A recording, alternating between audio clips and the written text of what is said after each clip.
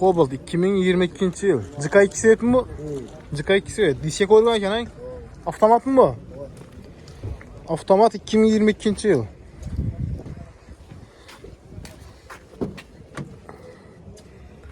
Salon düzülgan ekan. Çiko, polik, rul, monitor billari düzülgan ekan. Afat beni tatib. Funksiyonları. ABS var mı buna? ABS. ABS torumuz araba. Kraskeni çıkmında. Kraskeni bu. Radnoy mu?